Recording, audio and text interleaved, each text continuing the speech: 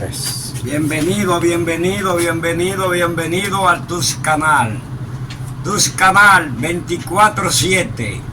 Después de las caídas, Alberto Peguero, presidente de la empresa y segundo servidor.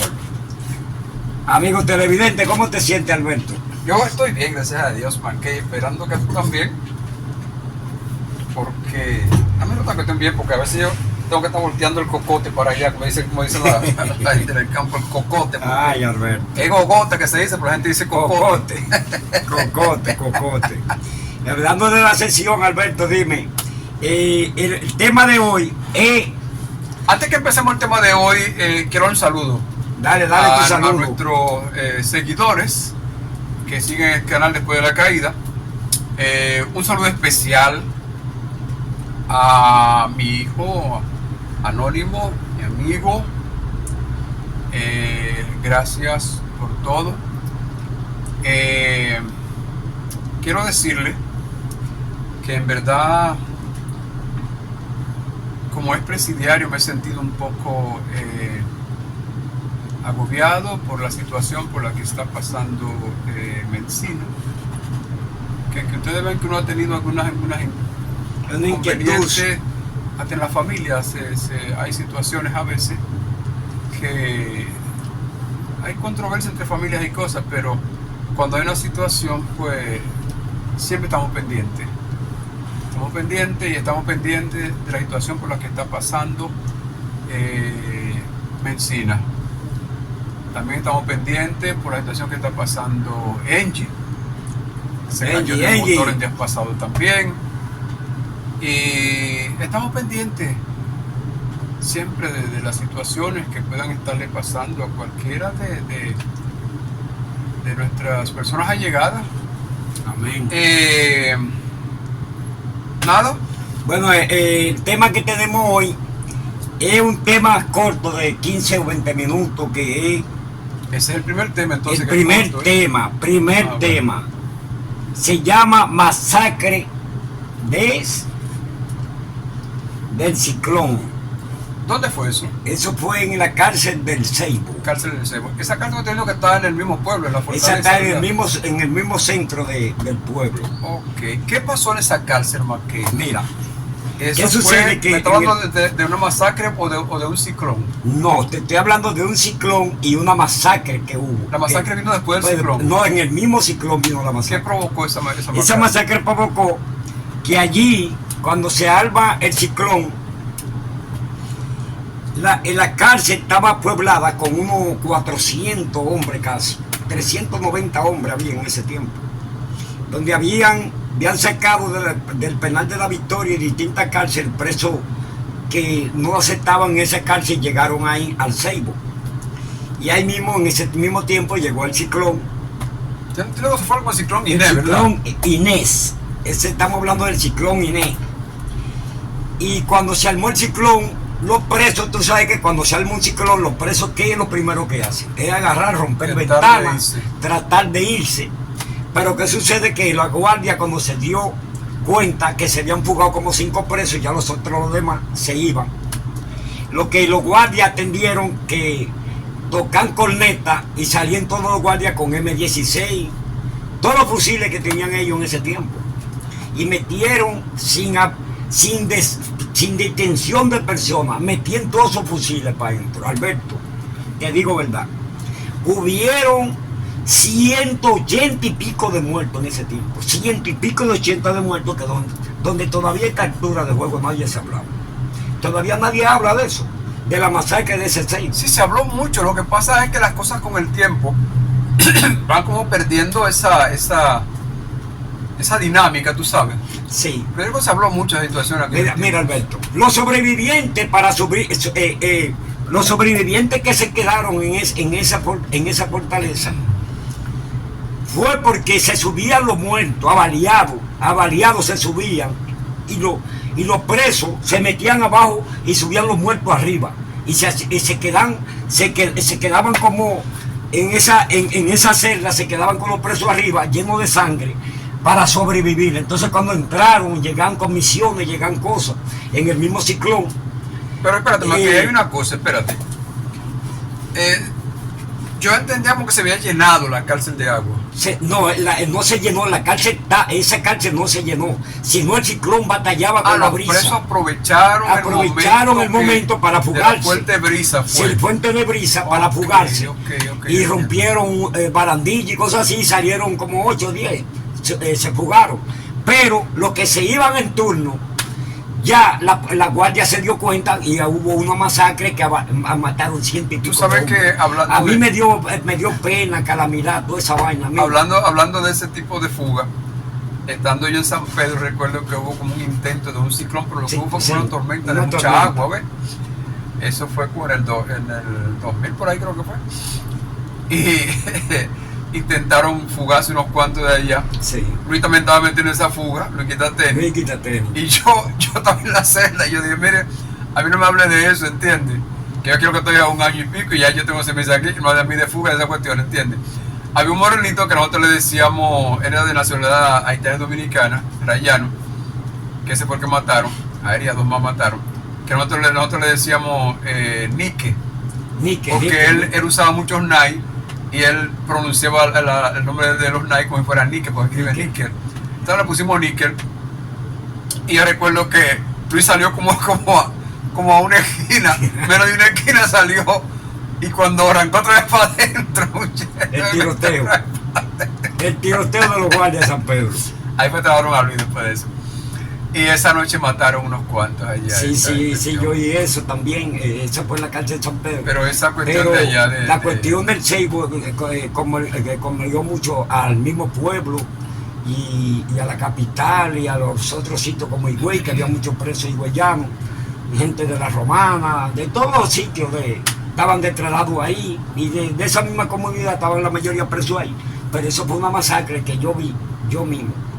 Y dije, coño, lamentablemente, esto fue abusivamente, porque ellos tenían que parar por el lado que donde estaba la ventana rota, tenían que parar y tirar un fuego por ahí, 2 o 3 tiros para que los presos, pero meterle fusiles adentro a una fortaleza inocente. No estamos buscando culpables, sino son los inocentes que no se iban, los mataron a todos.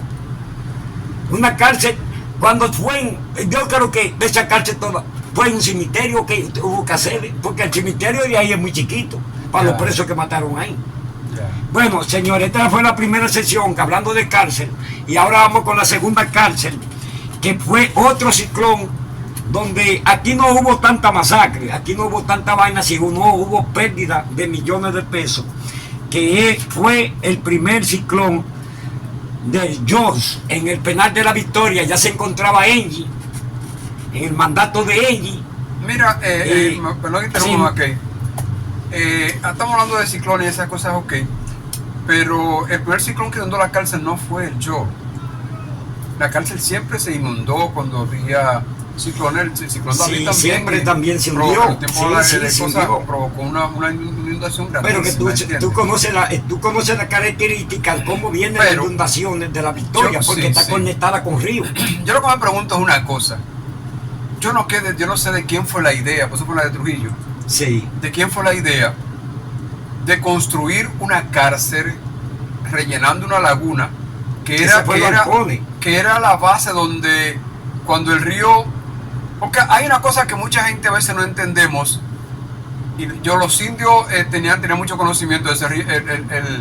El indio no hacía pueblos al lado de los ríos. En lugares, no, podía ser lugares de ríos, era alto, pero no hacía lugares en cosas llanas. No, en cosas llanas que pertenecían a los ríos, porque sabía que tarde o temprano el río lo iba a aceptar. Porque el indio conocía lo que mucha gente nosotros no conocemos. Es lo siguiente: los ríos tienen una situación.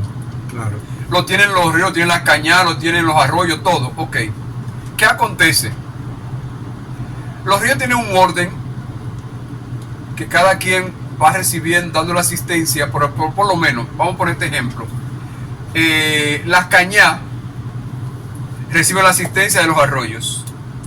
Sí. Los arroyos les reciben el agua. Los arroyos tienen la asistencia de los ríos. Que los ríos, en tiempo de tempestad, les reciben el agua.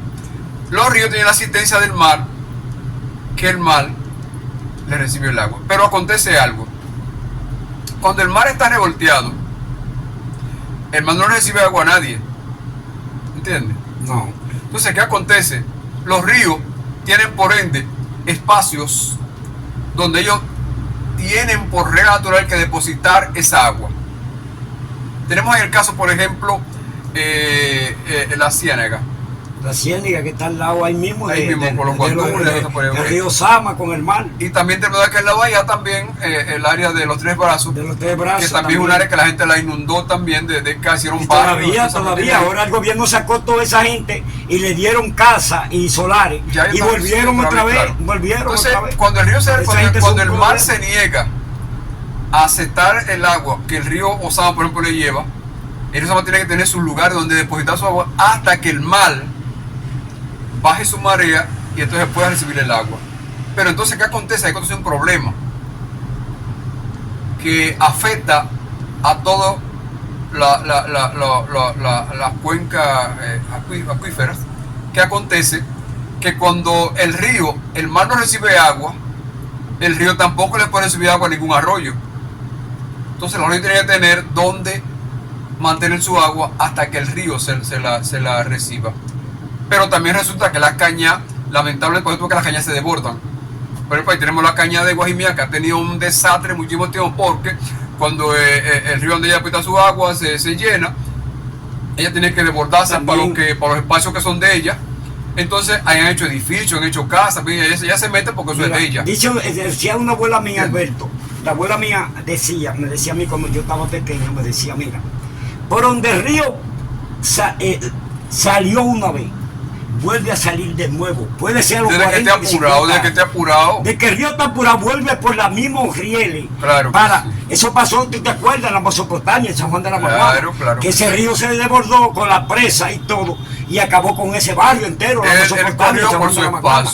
San Juan de la Maguana fue destruida por esos dos ríos. Sí. Por esos dos ríos que se unieron. Y más la presa de San Juan de la Maguana que él abrieron y se unieron. Alberto, yo te digo, y sacar esa población de ahí, el gobierno les dio edificio y todo.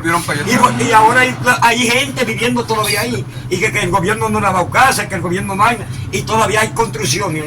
Mira, que están viviendo gente. Esta cosa la he explicado para explicar, como decía al principio, que no sé de quién fue la idea. Tuvo la galla de rellenar una especie de laguna que es donde el río, cuando se desborda, tiene que guardar sus aguas hasta que se las reciba el río donde él deposita. Entonces le rellenaron esa área y construyeron una cárcel encima de ella, de una base del río, depositar su agua. Ok, entonces, ¿qué acontece? Que hubo otro error grave también de hacer los desagües dentro de la cárcel para que el agua que cae, o sea, corra por ahí y vaya al río. Grave error, porque entonces cuando llueve el río se ve obligado a no recibir las aguas que salen por las cloacas de la cárcel y las retiene. E inclusive ustedes pensarán que el río se metía o se sigue metiendo cada vez que llueve a la cárcel de La Victoria cuando hay grandes inundaciones por las paredes. No, porque las paredes son muy altas. El río empieza a meterse fuertemente, con corriente fuerte, con una presión fuerte, por las cloacas que van al río. Usted ve que tenemos experiencia de eso, porque cuando empezaban las cloacas a bombear agua para arriba, todo el mundo decía, corran que se vayan a la cárcel. Todo el mundo empezaba a recoger para aquí para allí.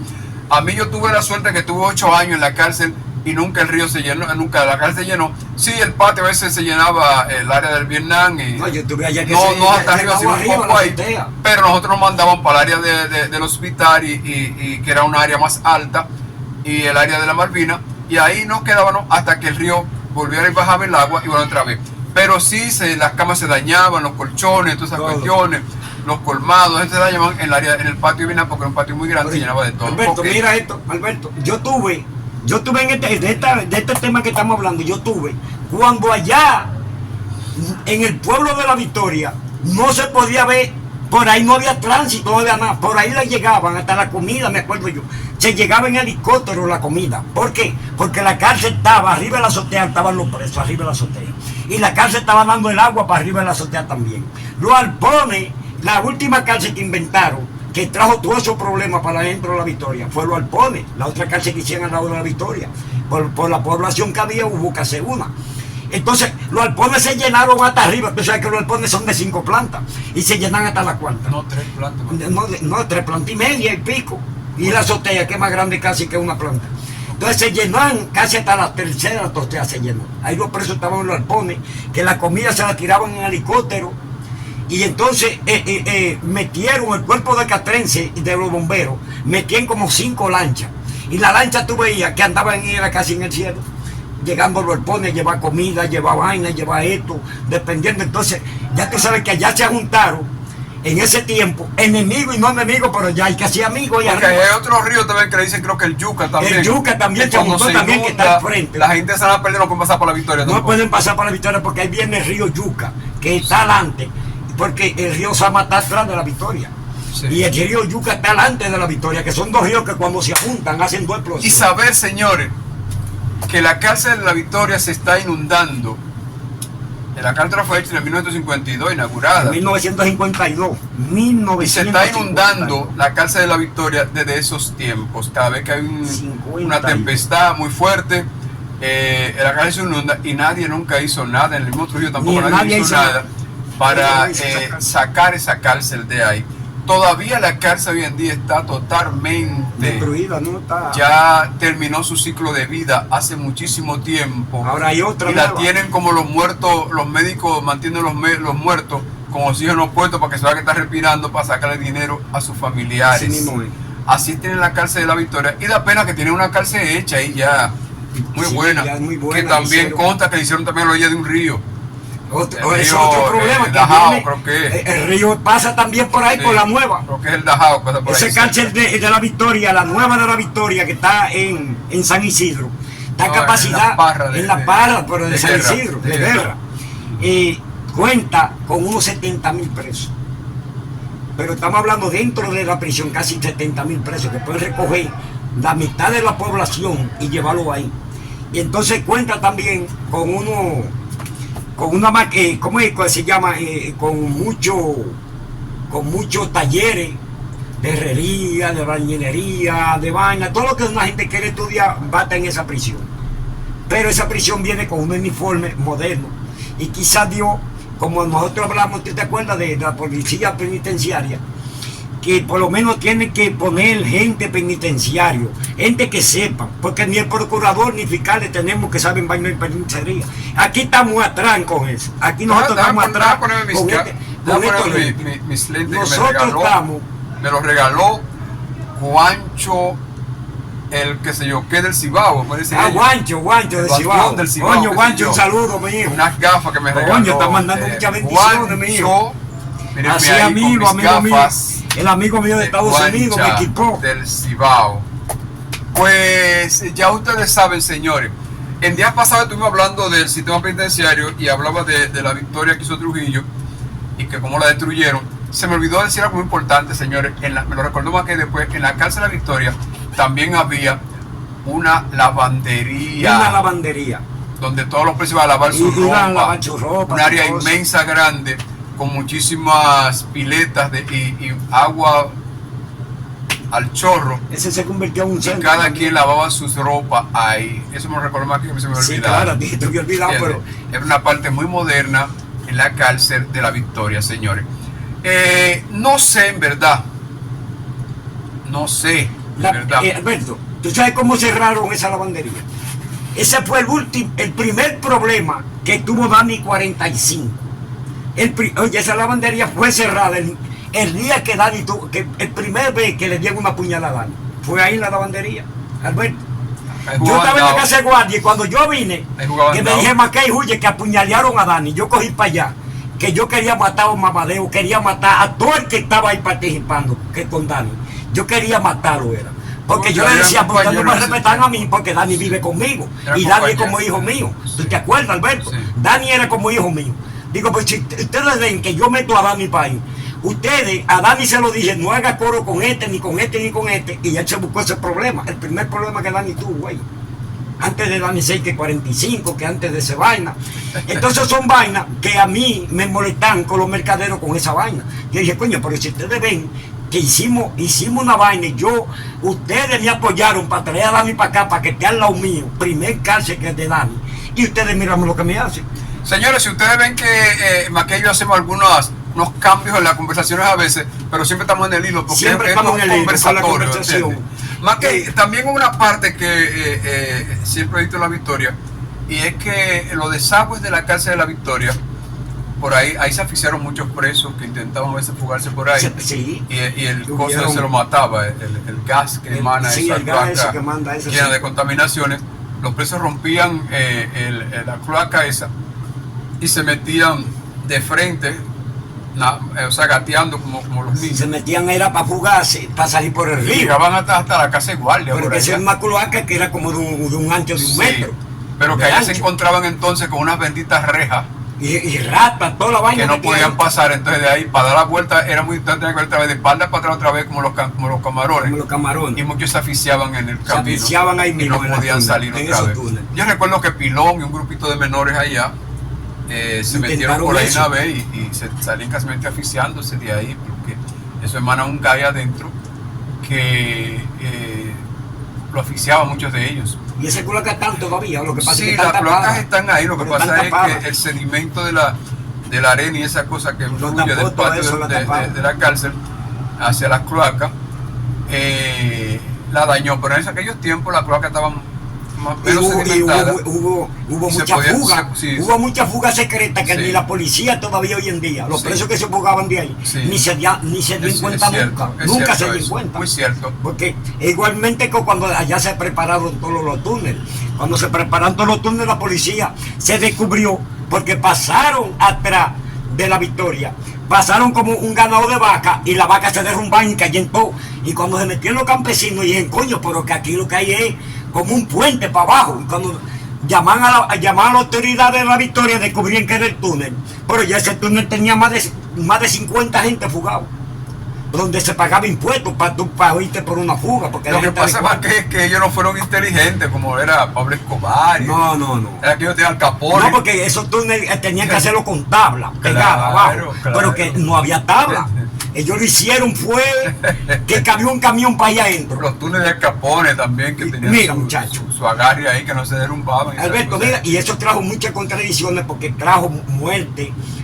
¿Tú te acuerdas de ese tipo que era como pana tuyo, un viejo, que era como jefe de la sindicatura, que era Richard? ¿Te acuerdas de un señor mayor? Sí, ese hombre le vino la muerte por el túnel de la 11, porque por ahí se fugaron unos presos y agarraron como 10 colombianos fuera, y dijo que había sido él que había chivateado eso, y eso le trajo la muerte. Richard era trabajador, ¿viste? Sí, era un hombre muy trabajador. Se dejó como influenciar de la tampoco policía, fue él, que lo dijo. Supuestamente dice la gente. Yo no puedo decirlo, pero eso es lo que dice la gente. Sí, que él chivateó el túnel, pero para mí no fue él. Lo que pasa es que habían colombianos que daban una suma de dinero, países, y entonces ese día hubieron, no sé qué es lo que hubo con el tigueraje, que fallaron con unos chelitos que faltaban y tiraron para adelante eso.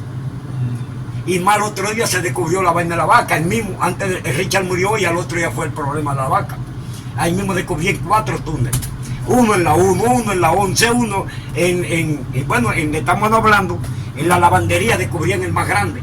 Que de la lavandería sí era un caso, porque se cruzaba y que tú de noche te ibas agachado y te fugabas. Lo que pasa es que reliquias no se pueden ir, porque dime todavía, ¿para dónde yo iba? Si a mí me agarraban en la calle. Que antes era muy difícil una persona confundirse en los pueblos, porque no había pueblos por ahí. No. Todo era monte, fincas, ¿entiendes? Sí. Y entonces el que se iba de ahí, pues tenía que dar una caminadita a pie, porque tampoco había transporte en el tiempo de transporte. Porque yo recuerdo más que yo conversaba contigo en días pasados sobre los motoconchos, ¿sabes? De los motoconchos. Cuando yo caí preso a la cárcel, eso no existía. No existía motoconchos ni esas cuestiones. Entonces yo, ya que tengo como 4 o 5 años en la cárcel, empiezo a ver los muchachos que llegan a la cárcel. Esto es algo muy triste, señor, porque señores, yo sé que les pasa a muchas personas cuando caen presos por mucho tiempo. Llevaron muchachos jóvenes igual que yo a la cárcel, contentos, muchachos, yo a la discoteca, A las 3 de la mañana estaba yo aquí, cogí un motoconcho para ir para mi casa. Y yo preguntaba, yo decía, ¿qué es lo que es un motoconcho? ¿Qué es lo que es un motoconcho? Y el Benito motoconcho, y dale con el motoconcho, y que yo dale con el motoconcho. Y que dale para la San Vicente, dale para todos esos sitios de vida. Y agarré un motoconcho, le dije, dale para tal sitio, dale para Villa Consuelo. No había motoconcho en ese tiempo. Y yo me quedaba pensando, ¿y qué es lo que será un bendito motoconcho? Un motoconcho que lleva un pasajero. Porque la cárcel es un mundo, y cuando usted pasa tiempo en una cárcel, lamentablemente usted, la calle se transforma, y cuando usted sale, usted se encuentra extraño. Pues cuando me tocó salir después de 8 años de la cárcel, dale que te dale, como dicen los mexicanos, con la cuestión del motoconcho, yo nunca preguntaba y no nomás me quedaba escuchando las conversaciones. Y en verdad yo sufrí mucho, señores, porque también conocí a los muchachos que habían mucha amistad en la cárcel, que llegaban allá quizás llevaban 1 año, 2 años, 6 meses. Se iban y yo a mis 8 años. Y se iban mucho. Entonces yo me quedaba totalmente nostálgico, lloraba mucho en mi cama de noche, solo, ¿entiendes? Porque era muy triste la situación, ¿verdad? Y cuando salí a la calle, en verdad, me tocó salir a la calle como a las 6 de la tarde. Recuerdo que una señora, doña Fiol, que era que me daba asistencia en la cárcel, ella era cristiana, me fue a buscar a las 6 de la tarde y me dice, no, creo que es un motoconcho. Yo digo, dale con el motoconcho. Y creo que es un motoconcho. Cuando veo que llega un motor, me dice, ya súbete. Digo yo, ¿y para dónde que vamos? Pues yo estoy totalmente desorientado. No, tú estás indio. Súbete, que ese es el motoconcho. Digo, pues entre el motoconcho es el motor. Bueno, me monté el motoconcho, pues yo vengo chivo, Oh, claro. Yo vengo chivo, pues esta vaina. Motoconcho. Coño. Bueno, pues llegamos a la capital y nada. Yo empecé a caminar en la calle como un sonámbulo, mirando todos los cambios. Yo decía, pero mirando toda esa ahí me acordé de la canción de Cristo Rey que dice, mi pueblo ya no es mi pueblo, ¿entiendes? ¿Entiendes? Yo lo quiero como era porque yo veía a mi pueblo tan raro y yo decía, oye, lleno de edificios, yo lo quiero como era, ¿entiendes? Entonces, y grandes calles y esas cosas. Pues bueno, recuerdo que yo crucé el puente Duarte 2 veces a pie para demostrarme que yo estaba en la calle, ¿entiendes? Me fui orientando hasta que me acostumbré otra vez, ¿entiendes? Pero es una parte muy difícil para esas personas que duran un tiempo en la cárcel. Se sufre mucho porque cada que viene un preso nuevo trae cosas nuevas de la cárcel, cuentos nuevos, entonces tú nomás oyes. Y no saben ellos el daño que le hacen a aquellas personas que estamos allá por mucho tiempo, cuando empezamos a oír todas esas cosas que han salido nuevas y esas cosas que tú dices, pero bueno, ¿qué es esto? ¿Entiendes? Entonces, lamentablemente, volviendo al tema de los ciclones y de la situación de las aguas y esas cosas en las cárceles, la Victoria desde su estructura todo el tiempo ha tenido ese problema. Ahí mataron no mató, sino se cayó un primo mío que era recién enganchado de ahí de Boyá, se cayó. Me dio mucha pena porque yo creo que mucho cariño el tiempo que estuve allá y él estaba muy interesado en la policía y se cayó de ahí, parece que se durmió cansado, ¿entiendes? Los alpores, se cayó de allá, muchacho. De allá arriba. Y se ahogó. Se ahogó con todo los hallan con la escopeta en la mano. No, ¿cómo es que se llama? Era muy serio. ¿No era cuando el aguacero? Cuando el ciclón. Cuando el ciclón, claro. Sí.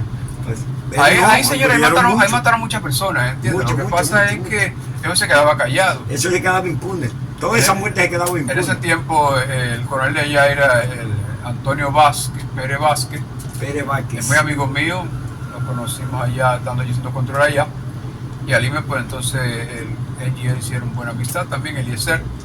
Que resulta que después Eliezer y yo, una vez que él estaba ya depuesto siendo general ahí en el destacamento yo vivía por ahí cerca de mi vivienda, yo vivía por ahí, Eliezer fue a visitarlo ahí, porque teníamos mucha confianza, ¿entiendes? Se dice muchísimo coro ahí, comimos ahí con él también. Antonio era una persona muy carismática, tú sabes esas cosas. Y él llegó a ser general, ¿verdad, Antonio? Sí, de la policía, sí, de la Policía Nacional. Estuvo depuesto en mi vida como general. Sí, estuvo ahí puesto. No es por la policía porque él no fue. No, Antonio fue general de brigada. Okay.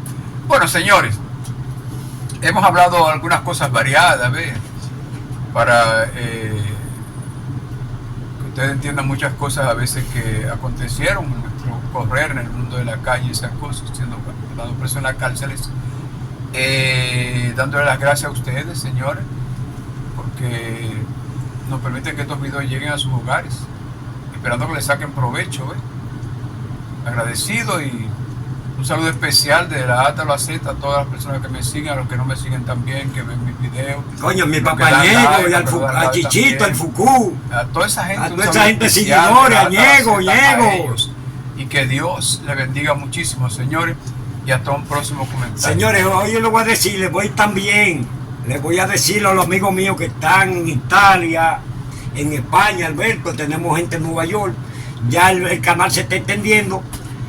A toda esta gente que vive en Estados Unidos, en el Bronx, y recuérdense, señores, los panas del Bronx, chequen y denle la campanita, que necesito mucho voto y dinero también. A ver cómo sube. Tú vas a ser presidente. A ver cómo sube. El micrófono para pagarle. Ay. Ay, Mackey y su comedia, señor. No, señor, no, siempre hay que tener algo de chiste a la gente, para dejarlo medio encariñado. Mira, coño, pero Mackey siempre sale con una vaina de dinero, bande.